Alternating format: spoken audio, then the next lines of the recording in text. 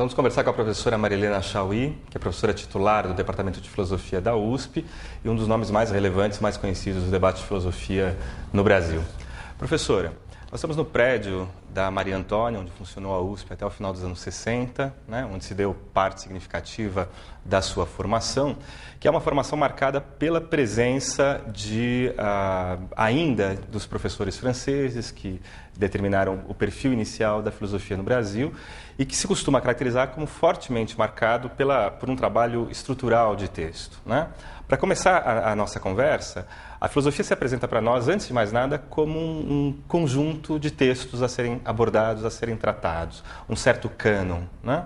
Como que se delimita historicamente esse cânon? Como se delimita esse conjunto de textos a serem abordados? Qual é a identidade deles? Não é possível estabelecer uma identidade, porque você pode estabelecer o cânon através de um determinado conceito de história da filosofia. Então você pode, por exemplo, seguir as lições da filosofia da história do Hegel e você começa nos pré-socráticos até chegar no próprio Hegel, né? Você pode fazer o que dá uma sequência contínua, progressiva, né? e fundada numa determinada concepção da temporalidade e da cronologia.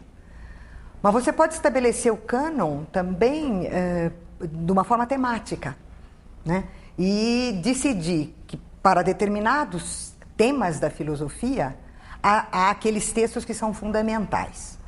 Eu diria que a marca do cânon, seja ele pensado à maneira temporalizada do Hegel, seja ele pensado de uma maneira tematizada, como foi a tendência da filosofia analítica, por exemplo, o que caracteriza a formação do cânone é a ideia de que você tem textos fundadores, que uma determinada ideia, um determinado conceito, um determinado problema, uma determinada questão, surgem e recebem a sua primeira formulação, aquela formulação que vai fazer um caminho, vai fazer um percurso, ela é considerada um momento fundador. Então, esse momento fundador faz com que os textos que se apresentam assim tenham que fazer parte do cânone. Então, eu diria que o cânone, embora ele possa ser pensado de formas variadas, se você vai a uma universidade inglesa, o cânone não é exatamente o da universidade francesa. Se você vai a uma universidade norte-americana, também não. Mas em todos eles, essa ideia de que você tem que trabalhar com os textos fundadores de uma questão, isso eu diria que é constitutivo da noção mesma do cânone. Ou seja, você trabalha com os clássicos da sua disciplina. Então, aí aparece o conceito de clássico, ou de texto fundador, como você diz, que é algo característico da identidade da filosofia, particularmente para quem olha ela de fora, né? Há algo curioso em trabalhar textos antigos ou tão antigos, às vezes fragmentos tão antigos. Em que medida que esse trabalho com o texto antigo e com o texto clássico é determinante na reflexão filosófica contemporânea? Não, o negócio, eu não penso dessa maneira, não. Eu não penso que eles se mantenham como uma referência para o mundo contemporâneo, apesar vamos dizer, deles serem temporalmente antigos. É que, vamos dizer, a diferença empírica dos tempos não atinge a presença ou a diferença, aí você vai ter que pensar em termos de presença ou diferença, da questão colocada. Então, a cisão entre o sensível e o inteligível. A cisão entre o sensível e o inteligível, os dois primeiros a propô-la são Parmênides e Heráclito. Se você disser, bom, hoje está resolvida a cisão entre o sensível e o inteligível, então, parabéns para nós, a filosofia deu um salto. Se não estiver, se a questão de saber se o sensível e o inteligível estão separados, se o sensível é um momento do inteligível, se o inteligível é aquilo que produz o sensível como sua aparição e sua aparência, enfim, qual é essa relação? Parmênides e Heráclito são tão contemporâneos quanto o Quine, o Derrida, ou o Horthy, ou o Habermas. Ou seja, tudo depende da densidade da questão e do fato de que as respostas a ela, né, a suprimiram como questão. Né? Se ela não foi suprimida como questão, se ela retorna sempre, não é, como questão, então os pais fundadores estarão sempre presentes. E é por isso que eu costumo dizer que há um equívoco por parte daqueles que pensam que você pode distinguir a filosofia e a história da filosofia. Como se as questões que você pensa filosoficamente no seu presente não tivessem nenhum lastro histórico. Como se no momento em que você a está pensando, né, você pura e simplesmente estivesse inventando a roda. Eu considero, por exemplo, que uma questão importantíssima para a filosofia contemporânea é pensar a noção de virtual. Né? Porque nós temos uma tradição filosófica a respeito da distinção entre a presença, a potência e a virtualidade. Uma distinção que as ciências também fazem.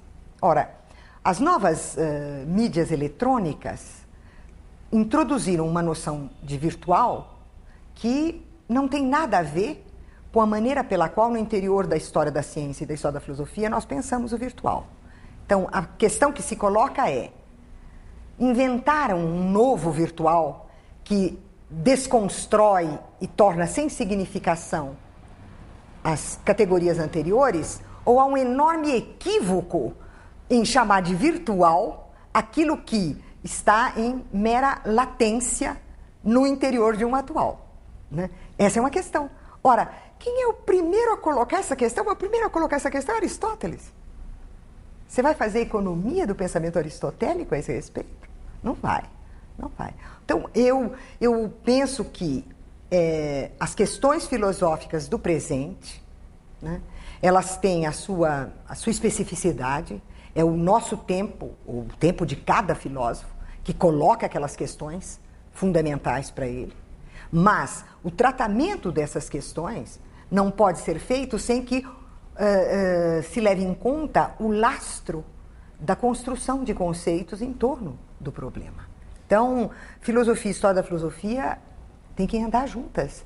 Senão você se torna ou de uma arrogância, que é o próprio do ignorante, ou de uma ignorância brutal e ingênua. Porque você imagina que você está descobrindo uma coisa que provavelmente tem 20, 30 séculos antes de você, que já disse aquilo. Mas nesse sentido, então, Maria Helena, a gente não tem esse clássico e esse fundador, ele não se constrói a partir da contemporaneidade? E cada presente não constrói o seu passado e relê? A questão é, em que medida que a gente, de fato, tem esse passado se apresentando a nós? Porque Aristóteles lido a partir da virtualidade, segundo se apresenta no nosso cotidiano, certamente é diferente de um Aristóteles lido num contexto distinto desse. Sim. Eu acho que você colocou uma questão fundamental. Porque eu penso que é a questão tanto para a elaboração de novos conceitos filosóficos, quanto para o modo de você abordar os textos e a história da filosofia.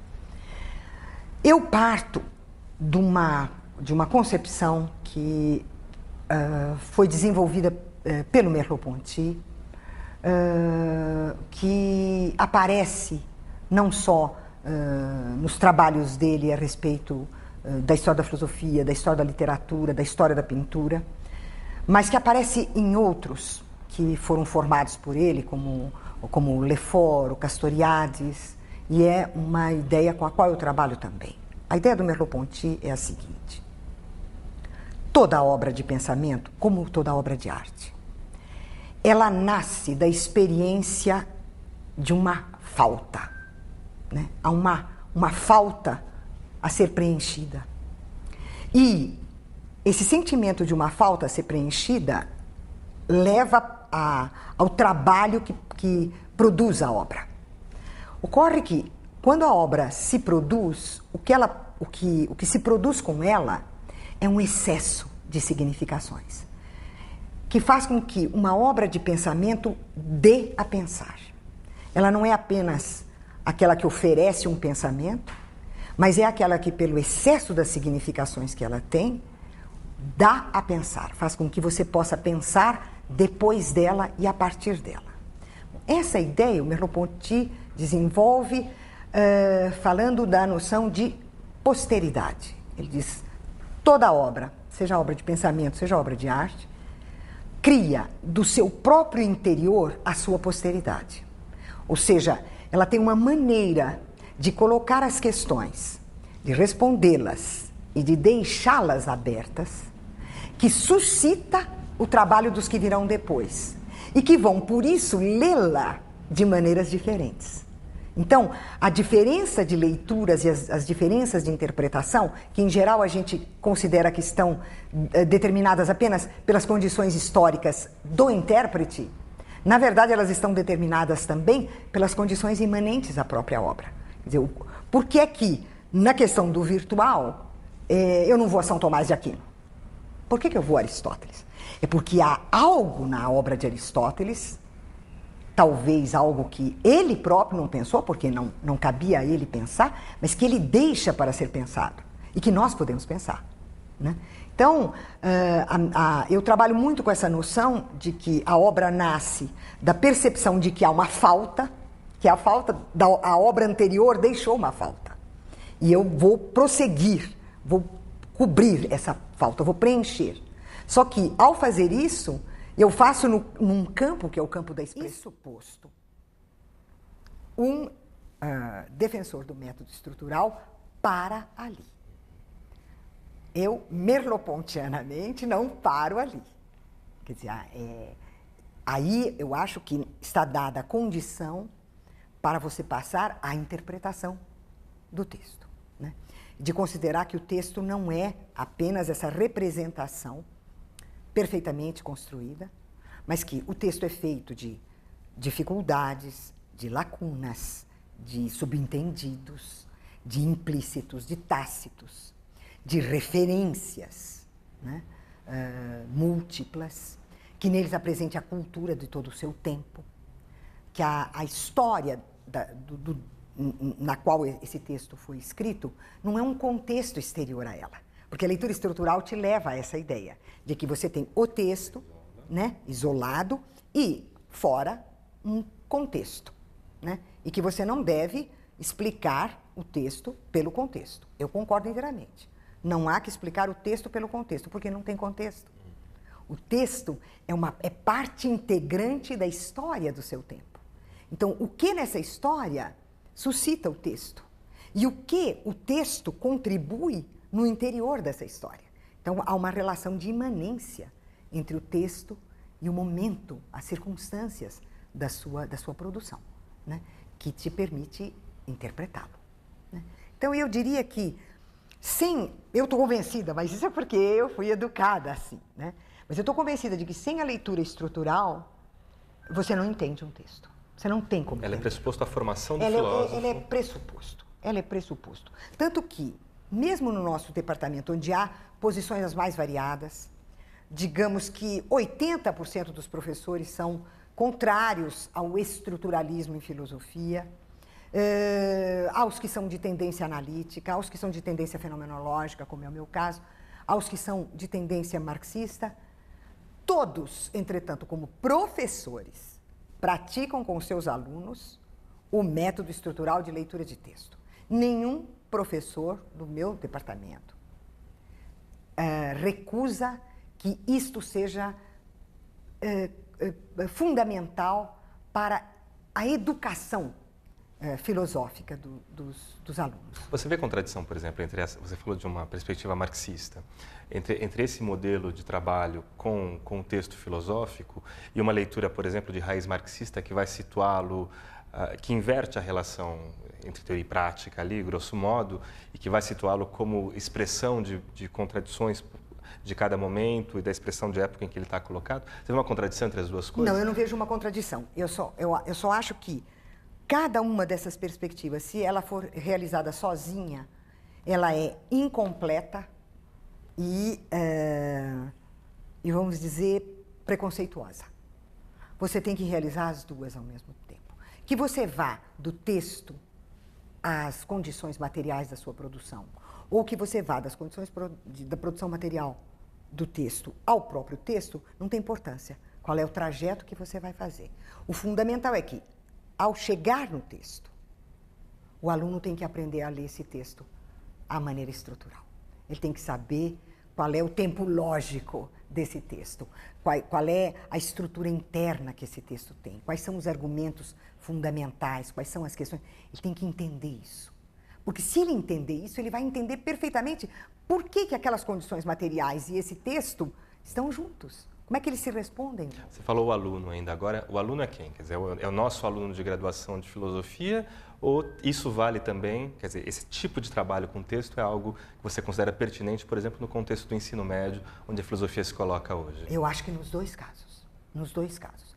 No caso do aluno de graduação, eu considero que esse é o trabalho fundamental que tem que ser feito. É isso que ele tem que aprender.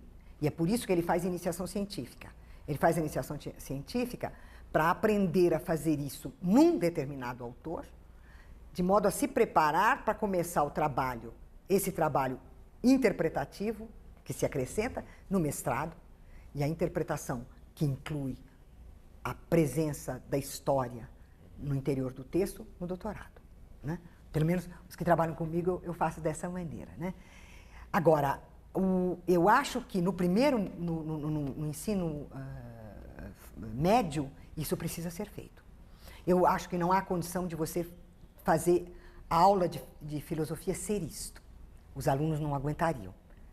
É muito, mesmo os alunos de graduação, é um choque trabalhar com esse descarnamento do texto, porque se deixa o texto descarnado, né?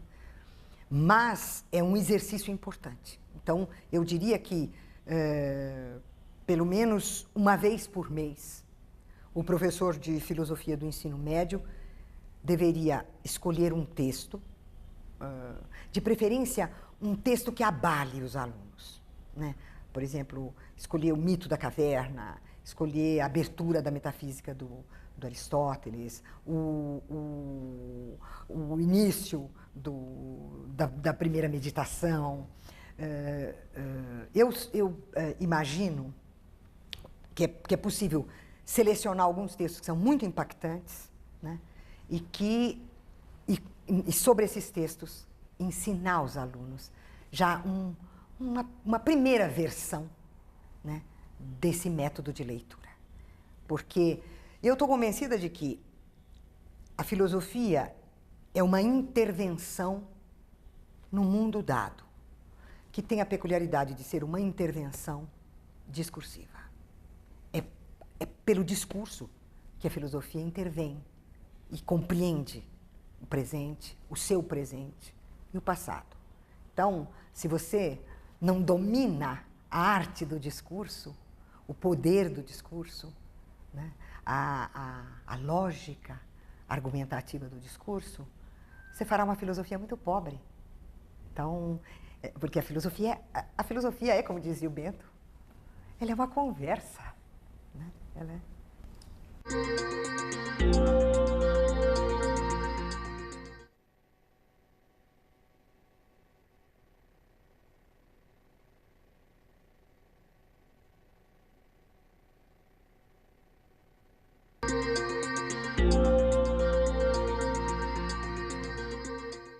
Eu estou convencida de que a filosofia é uma intervenção no mundo dado, que tem a peculiaridade de ser uma intervenção discursiva. É pelo discurso que a filosofia intervém e compreende o presente, o seu presente e o passado. Então, se você não domina a arte do discurso, o poder do discurso, né, a lógica argumentativa do discurso, você fará uma filosofia muito pobre.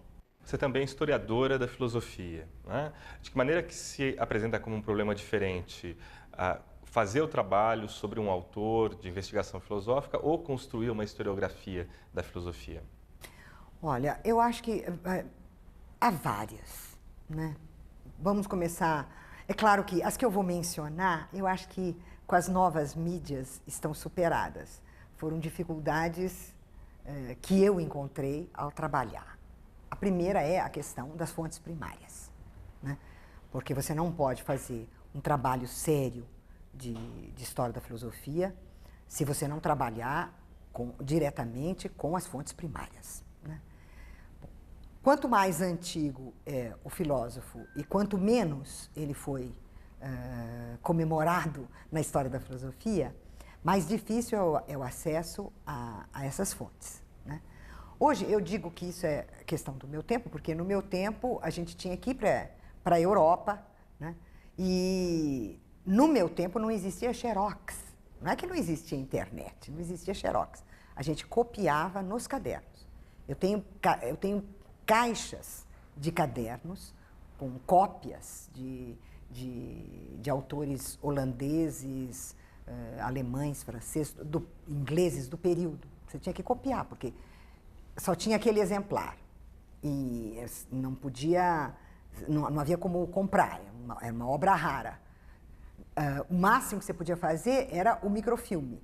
Mas nós, na nossa biblioteca aqui em São Paulo, não tínhamos nem leitora de microfilme. Então, não adiantava fazer o microfilme, porque não tinha nem como ler. Então, primeira dificuldade é o acesso às fontes. Eu diria que, hoje em dia, essa dificuldade é praticamente mínima, né? Os novos meios, né, permitem que você tenha acesso a isso.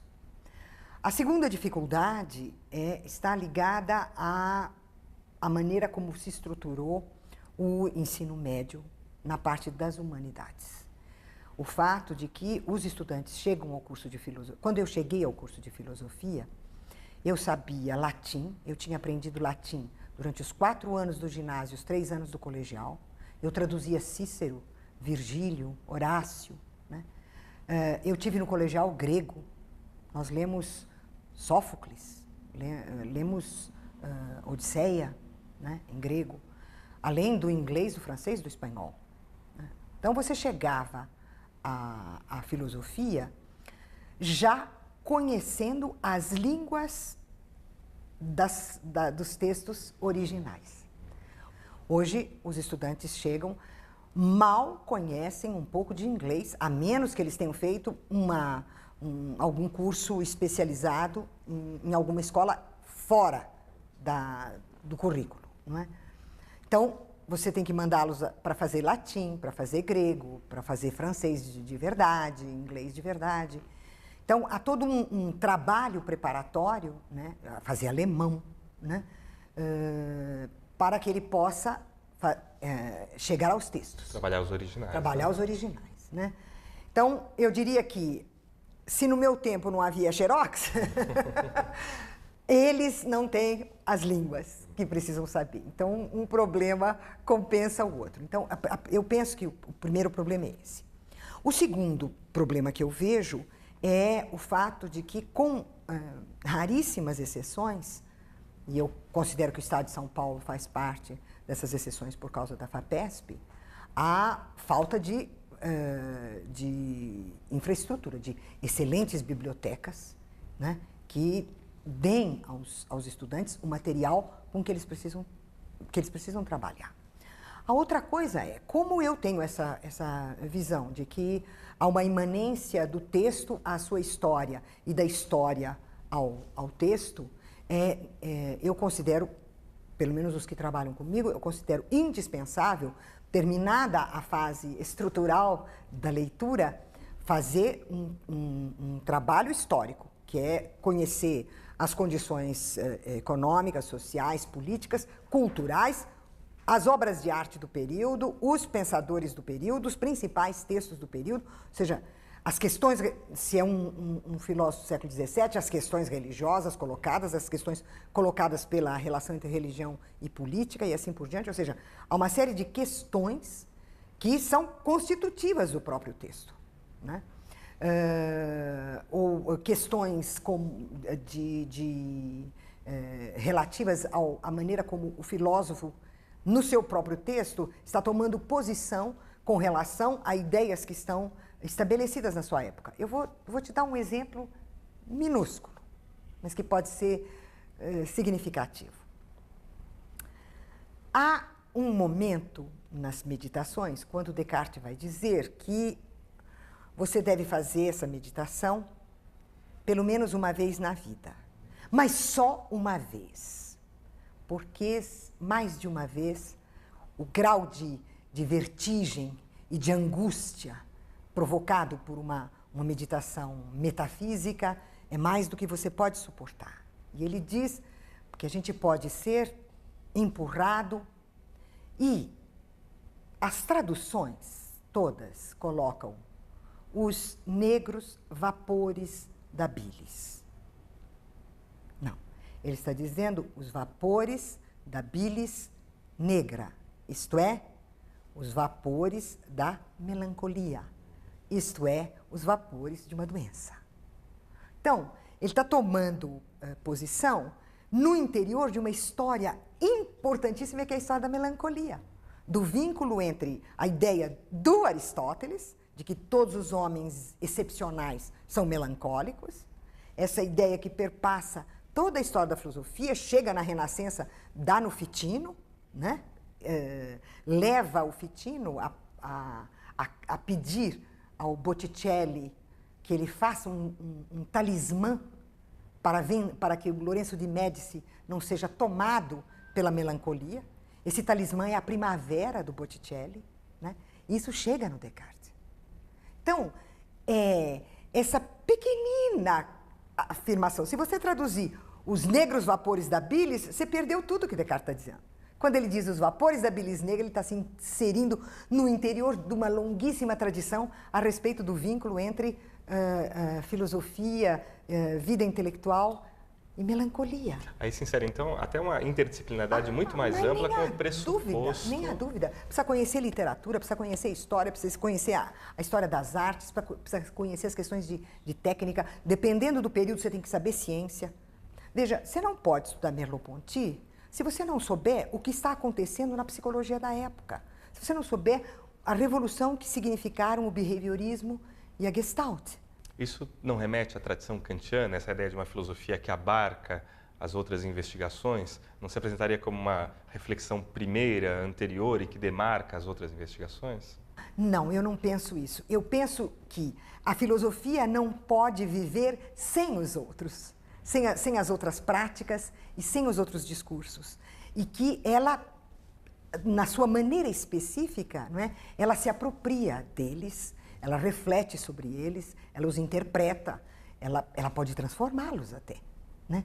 Mas ela não é ela que dá o fundamento. Essa é a minha diferença com relação à tradição. Quer dizer, a filosofia não é aquele discurso que fundamenta os demais discursos. A filosofia é aquele discurso que tem a peculiaridade de se apropriar dos demais discursos, das demais práticas, de oferecer uma interpretação, uma reflexão crítica e até transformar esses discursos, né? Mas ela não os fundamenta. E como você vê a presença da filosofia no ensino médio? Né? Uma disciplina entre outras disciplinas, mas ao mesmo tempo esse discurso que abarca os demais. Como isso se apresenta como um problema para o trabalho do professor dentro da escola? Eu acho que ela é um ampliador de horizontes para o ensino médio como tal. Eu acho que auxilia as demais disciplinas do ensino médio. E acho também que ela abre para os estudantes a perspectiva de um relacionamento com todas as outras coisas que eles aprendem. Mesmo que ninguém explicite isso, mesmo que ninguém proponha programas interdisciplinares. A filosofia, se ela for bem ministrada, ela fará os estudantes perceberem a inter-relação entre tudo aquilo que eles aprendem. Por exemplo, se você, no primeiro ano, der as questões do conhecimento, né? Percepção, reflexão, memória, linguagem, dificilmente os alunos não vão perceber como tudo isso tem a ver com as ciências que eles estudam, né? Se num segundo ano você dá ética e discussões sobre a cultura, eles vão perceber que tudo que eles aprendem em história, geografia, literatura, está relacionado. Então, eu diria que a filosofia eu vejo a filosofia com 3 grandes papéis no ensino médio. O primeiro é de alargar o campo das humanidades, que foi estreitado pela visão instrumentalista, mercadológica, que orientou as reformas anteriores do ensino. Então, eu acho que a filosofia tem a possibilidade de repor o valor das humanidades, fazer com que elas sejam reconhecidas como tais, né? A segunda é o papel que ela pode ter na formação intelectual dos estudantes. Não do ponto de vista dos conteúdos aprendidos, mas do ponto de vista do exercício que ela leva os estudantes a fazer. Ou seja, os levar a pensar sobre o pensamento e a falar sobre a própria linguagem, né? Ter esse exercício da reflexão, que eu acho que altera a operação intelectual para eles, né? Ela se alarga também. E a terceira função, se você quiser, o do papel que eu vejo a filosofia ter no ensino médio é de efetivamente despertar para as questões críticas, despertar para o senso crítico, né? Mesmo que o professor não leve os alunos a dirigir a crítica a este ou aquele momento da vida contemporânea. Pode ser que o professor não queira fazer isso, né? Mas o fato de que a filosofia os faça perceber de que as coisas, tais como elas são, imediatamente dadas, elas não são bem assim, já é um passo imenso. A filosofia faz isso de maneira diferente de outras áreas, como a história, por exemplo? Eu acho que sim. Eu acho que sim, porque no caso das outras disciplinas, vamos dizer, a dimensão crítica já está diretamente dada no conteúdo. Você já tem, por exemplo, uma história do Brasil que, ao se oferecer como recusa da versão conservadora da história do Brasil, o conteúdo dessa história já é um conteúdo crítico. No caso da filosofia, é ensinar a tomar uma posição crítica, né? Eu acho que a filosofia permite isso, de levar o aluno a tomar uma certa distância com relação a tudo que ele vê, tudo que ele escuta, tudo que ele recebe, né? Então, essa dimensão crítica é o que me parece muito importante, sobretudo porque ele é bombardeado pela mídia, né? Pelas diferentes mídias. E há um instante em que ele dispõe de um excesso de informação e uma quase ausência de verdadeira compreensão e de verdadeira informação, né? Então, eu aposto muito na filosofia no segundo grau, porque ela pega os estudantes no momento em que eles estão despertando para esse gosto crítico. Você participou de todo o debate, desde no primeiro momento, sobre o afastamento da filosofia do ensino médio e depois sobre o retorno dele. Nós estamos há 40 anos praticamente desse debate, a filosofia retorna agora. Você entende que esse é um momento propício e tem expectativas de que tipo a respeito desse retorno da filosofia? Bom, você tem toda a razão, eu lutei, né, contra a exclusão da filosofia, lutei pelo seu retorno e gritei alviçaras quando ela retornou. Eu acho que é um momento precioso, não só porque alcança os jovens, como nós vimos num momento de profunda contestação, e a filosofia os ajuda a ter conteúdo nessa contestação, né? Mas acho que é um momento também da sociedade contemporânea em que a reflexão filosófica é muito importante. É um momento no qual as religiões tendem a ocupar o espaço da reflexão e da esperança e da liberdade. É um momento no qual as crises econômicas estreitaram muito o campo da política e o campo da opinião pública e é preciso reabri-lo. Então, eu vejo o papel político, o papel cultural e o papel psicológico mesmo do retorno da filosofia como muito positivo. Certo. Obrigado, professora. Obrigada.